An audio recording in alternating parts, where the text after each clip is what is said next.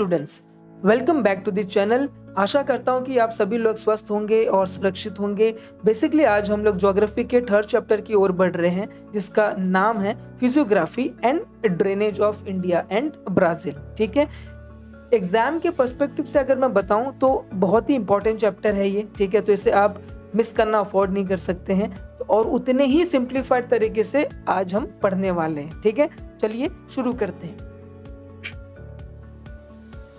So basically in this chapter we will be focusing on the physical map of India and physical map of Brazil। ठीक है, तो physical map में आपके जो physical characteristic हैं, तो जो आपके नेचुरल फीचर्स होते हैं कंट्री के अंदर, फॉर एग्जांपल आपके माउंटेन्स, आपके डेजर्ट, रिवर सिस्टम, ठीक है, प्लेटो सिस्टम, वेस्टर्न घाट, आइलैंड्स, तो ये आपके सारे कैरेक्टरिस्टिक फिजिकल फीचर्स में इंक्लूडेड होते हैं। ठीक है, तो सिमिलरली आप ब्राज़ील का मैप देखोगे तो आपका ब्राज़ील हाईलैंड दिखेगा, आपको अमेजॉन रिवर दिखेगा, ठीक है, और फिर गुयाना हाईलैंड दिखेगा, पिको दी निब्लिना ये आपका सबसे टॉलेस्ट माउंटेन है ब्राज़ील में। ये सारे फिजिकल फीचर्स हैं आपके ब्राज़ील के, तो यही दोनों चीज़ को हम कंपेयर करने वाले हैं इस वीडियो में। जो इसका पहला पार्ट है तो इसमें हम लोग फिजिकल मैप ऑफ इंडिया के बारे में पढ़ेंगे। फिर जो अगला वीडियो आएगा गाइस, तो उसमें हम लोग फिजिकल फीचर्स ऑफ ब्राज़ील के बारे में पढ़ेंगे। ठीक है, तो चलिए शुरू करते हैं।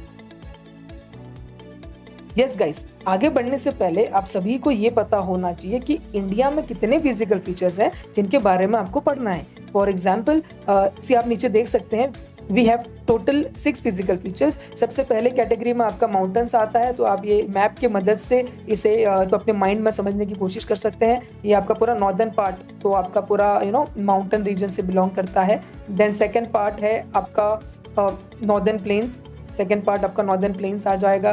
थर्ड पार्ट आपका डेजर्ट है, थार डेजर्ट जो मतलब इंडिया का सबसे बड़ा डेजर्ट है, राजस्थान के वेस्ट साइड में जुड़ा हुआ है। फोर्थ पार्ट आपका प्लेटो रीजन है जो आपके सेंट्रल पार्ट में है, जिसे हम डेक्कन प्लेटो के नाम से भी जानते हैं। फाइन, देन कोस्टल प्लेन्स आपका पांचवा कैटेगरी है। कोस्टल प्लेन्स आप देख सकते हैं, डार्क ग्रीन वाला पूरा area, it start from Gujarat से लेकर ये आपका पूरा वेस्ट बंगाल तक जाता है। ठीक है, तो ये पूरा आपका कोस्टल एरिया है जो आपके समुद्र के साइड से जुड़ा हुआ है, जिसे आप बीचेस के जैसे देख सकते हैं। सिक्स्थ कैटेगरी आपका आइलैंड्स है। We have 2 groups of island. सबसे पहला है लक्षद्वीप जो आपके लेफ्ट हैंड साइड में है, देन राइट हैंड साइड में आपका आता है अंडमान एंड निकोबार आइलैंड। ठीक है, तो इतना बेसिक अंडरस्टैंडिंग आपको पता होना चाहिए गाइस। और अगर ओशंस की बात करें और सी की बात करें, तो हमारे पास on the left hand side we have Arabian Sea जो इंडियन ओशन का पार्ट है, और right hand side we have Bay of Bengal.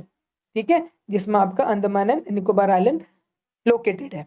Okay, तो इतना बेसिक स्टफ आपको पता होना चाहिए गाइस, और ये आपको मदद करेगा आने वाले स्लाइड को अच्छे से समझने में। तो वीडियो को अच्छे से पॉज करो, एक बार सारे फिजिकल फीचर्स अच्छे से देख लो गाइस, और फिर मैप के मदद से उसको अपने माइंड में अच्छे से फिट कर लो। ठीक है, तो आई होप कि आपको समझ में आ गया होगा अच्छे से। हम आगे बढ़ते हैं और एक एक कैटेगरी को अच्छे से पढ़ते हैं। सबसे पहले हम लोग माउंटेन्स और हिमालयाज के बारे में पढ़ेंगे।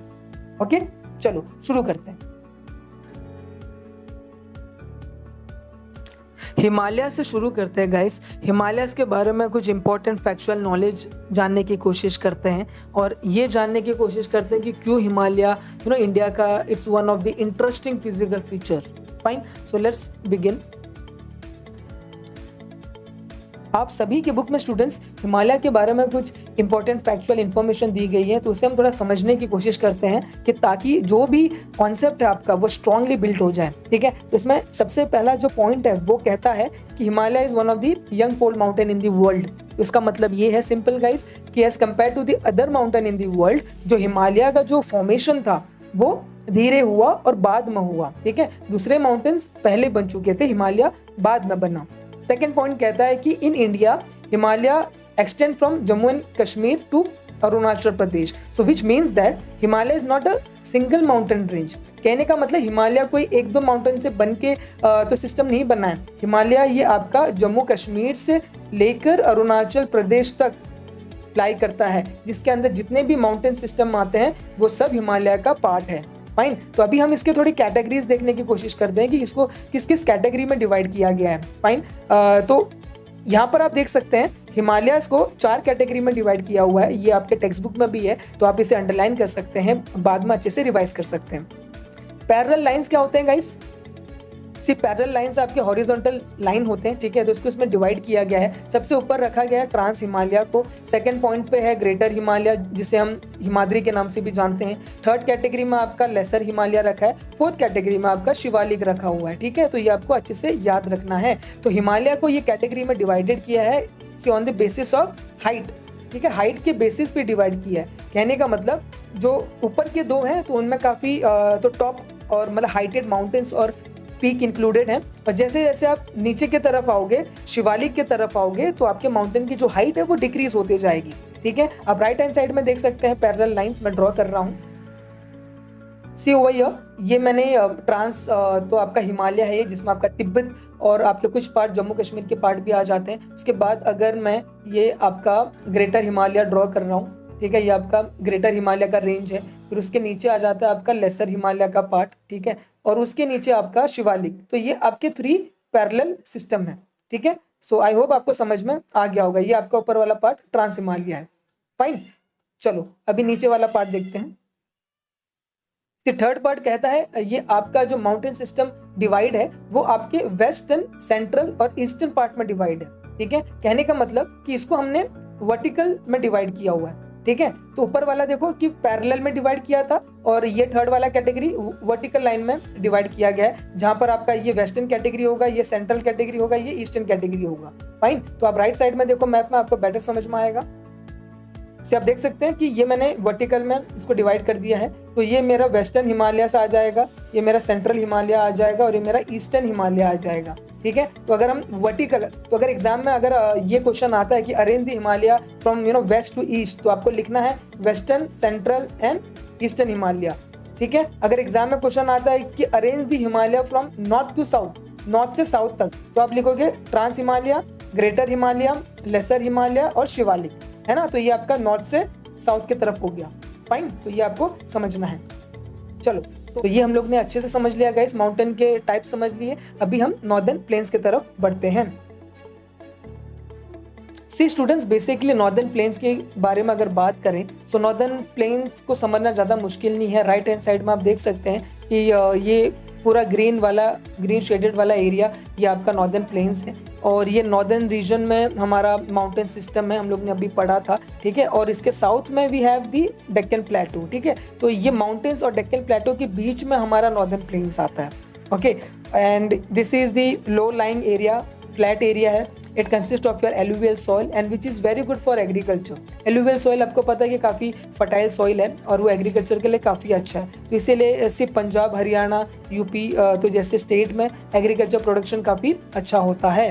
देन अगर रिवर्स की बात करें, सो काफ़ी रिवर्स हैं इसमें, बट कुछ इंपॉर्टेंट रिवर्स आपके गंगा, ब्रह्मपुत्र, यमुना जैसे हैं।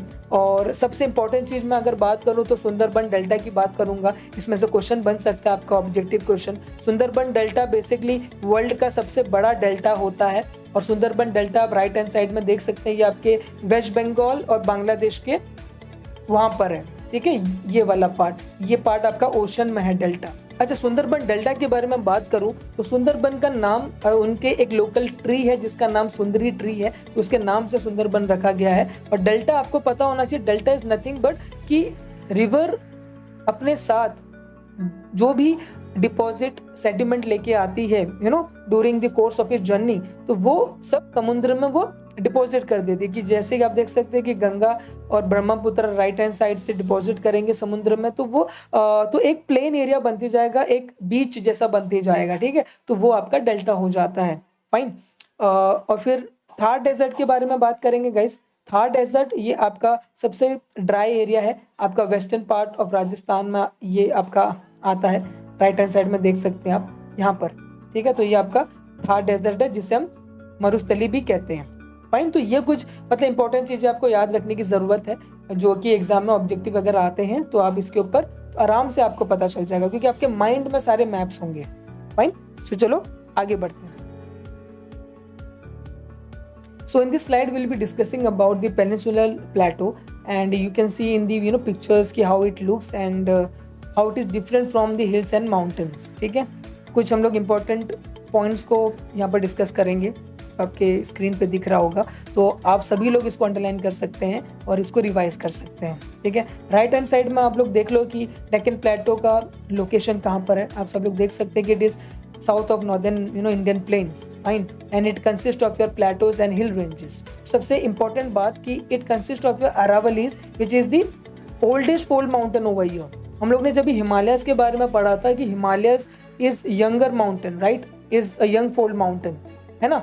तो अरावलीज ओल्ड है, तो हिमालय से पहले बना हुआ है। तो अरावलीज आता कहाँ पर है, यहाँ पर आता है। अरावली का एक माउंटेन सिस्टम है, माउंटेन नहीं है बेसिकली, ये हिल्स है, ठीक है। हिल और माउंटेन में फर्क क्या है गाइस, माउंटेन्स बड़े होते हैं, हिल थोड़े से छोटे होते हैं हाइट में। तो ये आपका अरावलीज है, ठीक है। और ये अरावलीज के वजह से ही थार डेजर्ट को बारिश नहीं मिलती है, बिकॉज ये जो माउंटेन है ये क्लाउड्स को ब्लॉक कर देते हैं, ठीक है, और ये आपका ड्राई एरिया हो जाता है। तो ये कुछ ज्योग्राफिकल अंडरस्टैंडिंग आपको होनी चाहिए, तो अरावलीज के बारे में आपको पता होना चाहिए गाइस। फिर हम देखते हैं इसके अलावा और क्या क्या इसमें इंक्लूडेड है। इसमें गाइस सी अरावलीज आपको पता चल गया होगा अभी।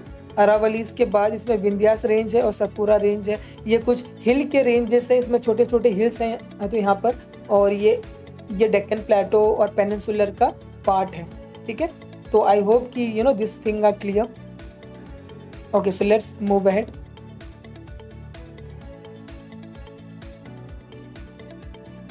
So in this slide we'll be discussing about the coastal plains. So what do you mean by coastal plains? So coastal plains are nothing but an area so which is adjoined by the sea or an ocean, ठीक है। तो जैसे आप देख सकते हैं beaches वगैरह, तो ये भी आपका एक कोस्टल प्लेन्स हो जाएगा, ठीक है। तो इंडिया की अगर कोस्टल प्लेन्स की बात करें हम, तो it start from Gujarat and it extend up to west Bengal, ठीक है। और इसका जो टोटल लेंथ है गाइस वो है आपका 7500 किलोमीटर। ये आपको थोड़ा याद रखना है और आपको अंडरलाइन भी करना है, ठीक है।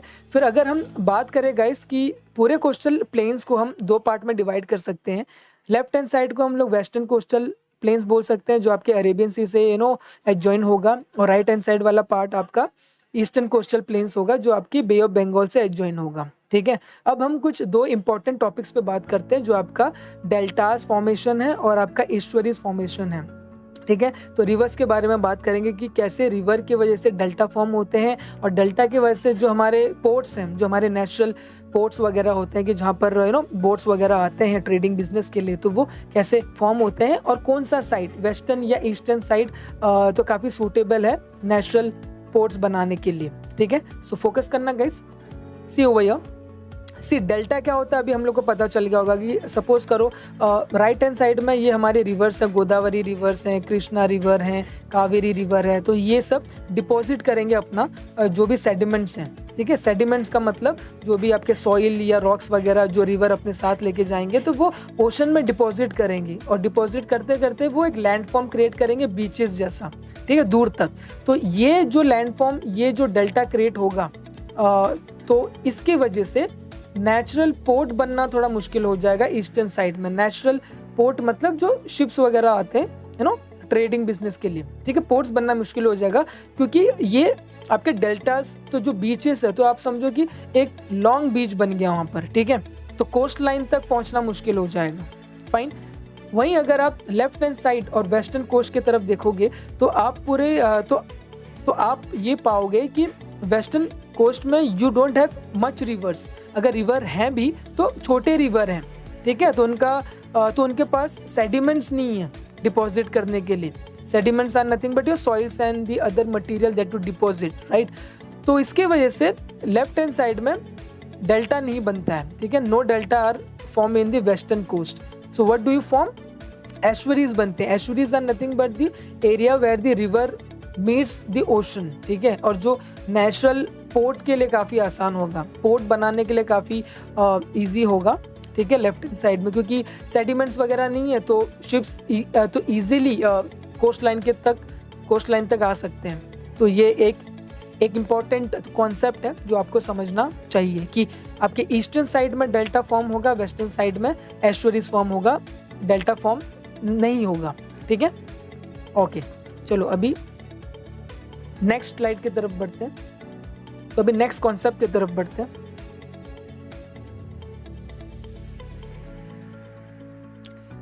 Yes, island. So this will be the last physical feature of India guys, ठीक है। तो थोड़ा और जानने की कोशिश करते हैं अपने आइलैंड्स के बारे में। So as you know, we have two types of island. So one in the Arabian Sea, so it is known as the Lakshadweep Island, and one in the Bay of Bengal, so it is known as Andaman and Nicobar island, ठीक है। तो एक visual देने की कोशिश करता हूँ। ये अगर हमारा इंडिया है तो ये अगर लेफ्ट हैंड साइड में जो अरेबियन सी में आइलैंड्स हैं तो ये आपके लक्षद्वीप आइलैंड्स हैं, और ये अगर आपके जो आइलैंड्स हैं राइट हैंड साइड में बे ऑफ बंगाल में तो ये आपके अंडमान एंड निकोबार आइलैंड है, ठीक है। तो इनके फॉर्मेशन पे देखते हैं कि ये फॉर्म कैसे हुए थे गाइस, ठीक है।